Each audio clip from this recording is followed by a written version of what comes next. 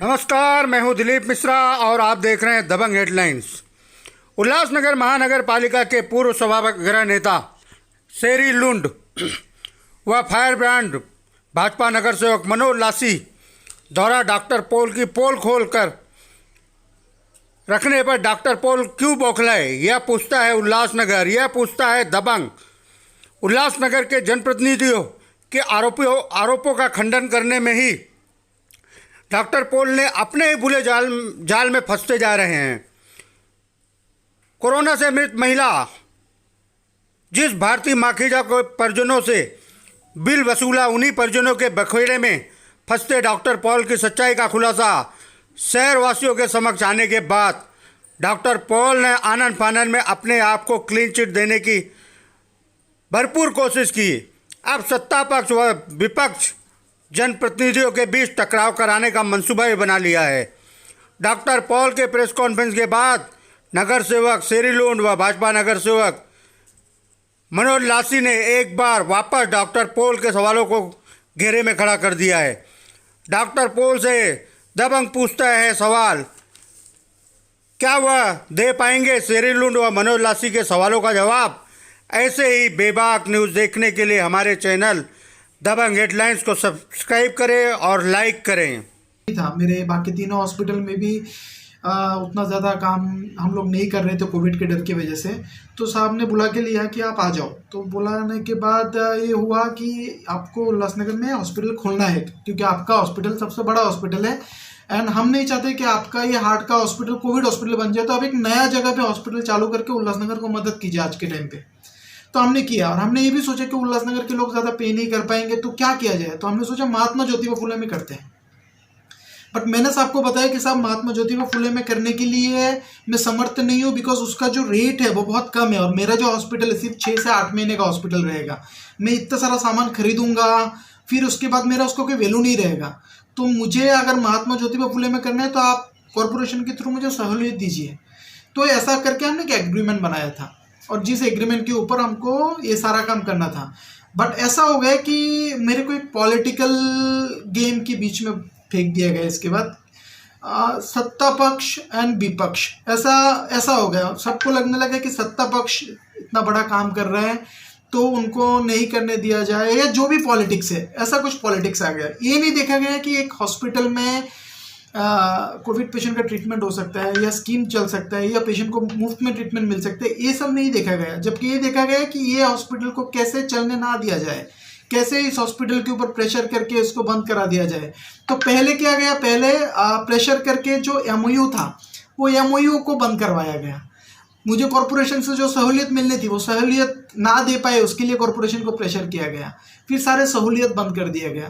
फिर इस हॉस्पिटल को एक प्राइवेट हॉस्पिटल बना दिया गया, जो पहले कॉरपोरेशन की सहूलियत वाला हॉस्पिटल होने वाला था, जिसमें ज्योतिबा फुले स्कीम चलने वाली थी। मगर इसके बाद क्या किया गया, कॉरपोरेशन के पूरा सहूलियत उठा दिया गया और मुझे ये स्कीम बंद करना पड़ा। नाउ स्कीम के बारे में बता दो। स्कीम में जो लोग अभी भी ट्रीटमेंट ले रहे हैं, कुछ लोग हैं जो ट्रीटमेंट ले रहे हैं, उसमें से एक पेशेंट था जो भारतीय माखीजा पेशेंट थे। अब स्कीम के बारे में मैं आपको बताना चाहूँगा। स्कीम में ऐसा है कि स्कीम में सिर्फ अप्रूवल मिलना, पैसा मिल जाना नहीं होता है। पहले हमको क्या पड़ता है, पहले हमको पेशेंट आने के बाद उसको एनरोल किया जाता है, उसके राशन कार्ड को पहले चेक किया जाता है बरोबर है कि नहीं, फिर उसको एनरोलमेंट होता है, फिर उसको प्री ऑथ डाला जाता है। प्री ऑथ डालने के बाद गवर्नमेंट क्या बोलते हैं, आप उसको ट्रीटमेंट करो।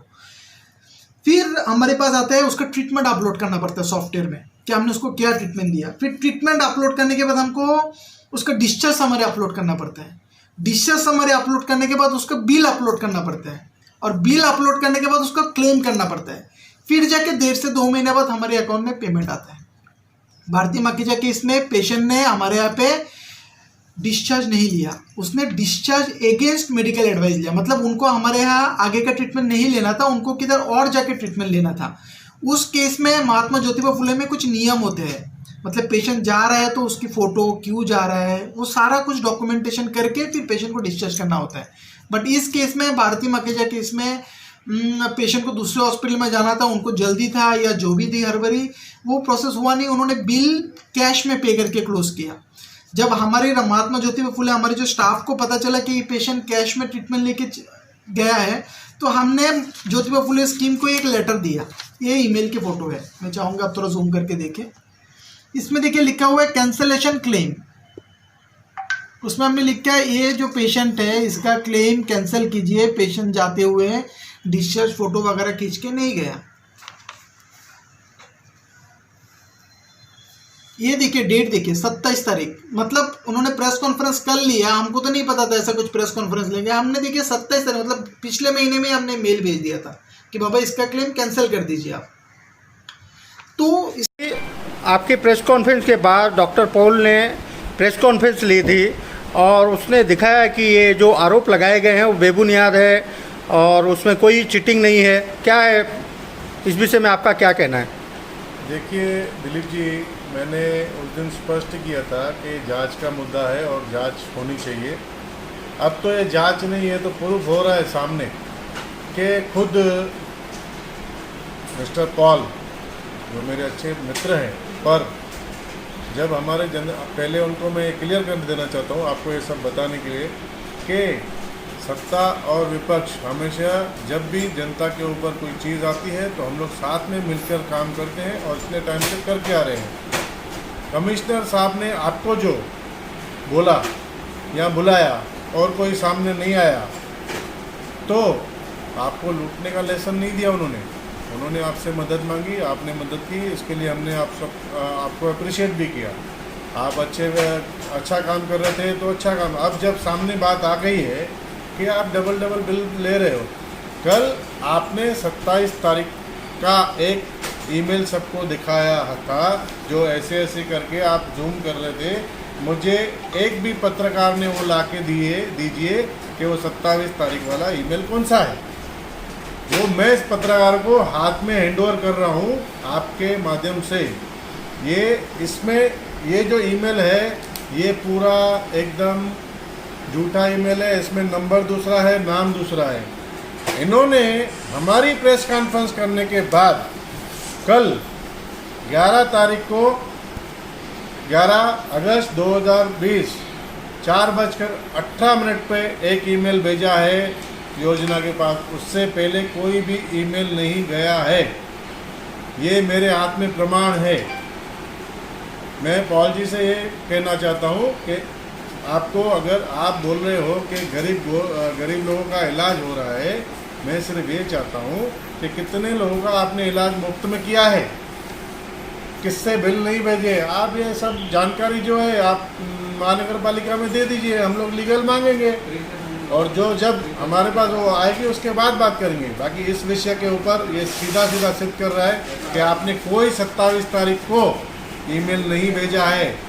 मैं आपको एक बताता हूँ कि जो 27 तारीख का ईमेल दिखा रहा है उसका केस नंबर है 3256019।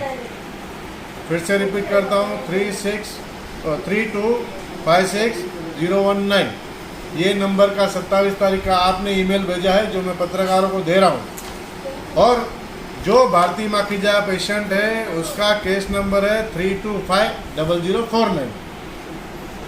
इसमें सीधा आप हमारे पत्रकार भाइयों को सिर्फ गुमराह कर रहे हो। कृपया करके मैं आपको अच्छी सजेशन दे रहा हूँ, ये जांच का विषय है, जांच होने दो। और आप बताओगे कि ये 3 महीने के बाद आता है तो ये अपना योजना का पैसा 3 महीने बाद आता है, तो ये सब आपको पहले ही क्लियर करना चाहिए था पब्लिक को कि आप मेरे पास आओगे तो मेरे पास पहला पैसा भरना पड़ेगा। योजना हुई तो ठीक है, नहीं हुई तो भी पैसा भरना पड़ेगा। जब वो लोग मेरे को क्लेम देंगे तो वापस दूंगा। अब आपने तो इसमें भी ये नहीं कहा कि वापस देंगे। आपके यहाँ पे तो इनकमिंग है, आउटगोइंग की आप बात नहीं कर रहे हो। तो मेरा ये बोलना है कि उन 27 तारीख का कोई भी पत्रकार मुझे ला के दे कि वो ईमेल कौन सा है जो 27 तारीख को उन्होंने भेजा है। मैंने तो अपने सब 27 तारीख तक आपका बिल चालू है, आपका SMS मेरे पास आया हुआ है, उसके भी मैंने प्रमाण आपको नोटिस द्वारा महानगर पालिका में जमा की है। हमारे पास कंप्लेंट आती है, हर नगर सेवक के पास अगर जनता जाएगी तो नगर सेवक आएगा, इसमें सत्ता पक्ष हो चाहे विपक्ष हो। कई बार हमारे रगड़े जी जो सत्ता में बैठे हैं लड़ते हैं और लेटर भी देते हैं बाकायदा, उसमें सत्ता विपक्ष की बात नहीं, हम अपनी जनता के लिए कर रहे हैं। हमारे पास कंप्लेंट आई, मैंने उसके वजह से आप सब पत्रकारों को बोला कि ऐसा आगे ना हो, इसके लिए हम सबको आगाह करते हैं। और हमारे शहर को आपकी हॉस्पिटल की ज़रूरत थी है, हम नहीं बोलते कि आप बंद करो, मगर आप अगर राजनीति की बात कर रहे हो तो मैं आपको बोलता हूँ, सत्ता पक्ष हो चाहे विपक्ष हो, हम लोग जब भी जनता के ऊपर ऐसी कोई भी चीज़ आएगी तो हम लोग साथ में मिलकर काम करने वाले लोग हैं। कल डॉक्टर पॉल ने एक प्रेस कॉन्फ्रेंस बुलाई थी, कुछ पत्रकारों को बुलाया था और आरोप लगाया था कि सत्ता पक्ष से उद्घाटन हुआ है तभी विपक्ष को तकलीफ है। क्या है पूरा मामला?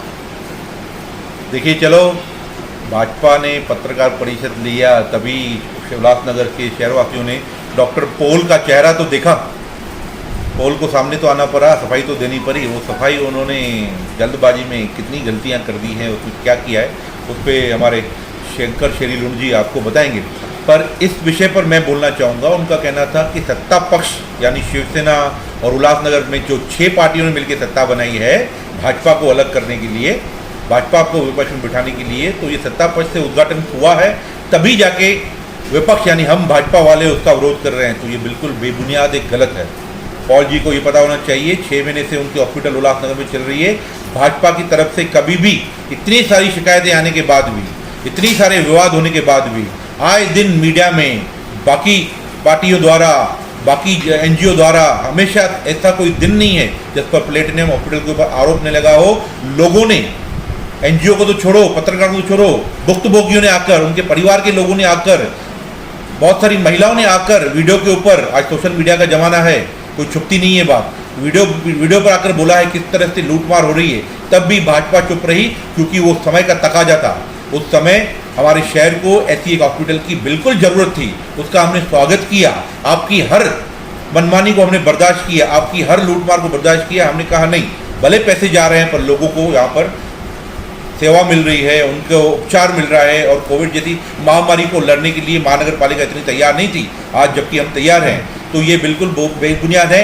आज जब हमने देखा कि आपने लोगों को तो लूटा है, उपचार करने वाले बेचारों को जो परेशानी में थे, मजबूरी में थे, उनको तो लूटा है, उनकी जान बचाने के बहाने, उनको स्वस्थ करने के बहाने, पर आप सरकार को भी लूट रहे हो।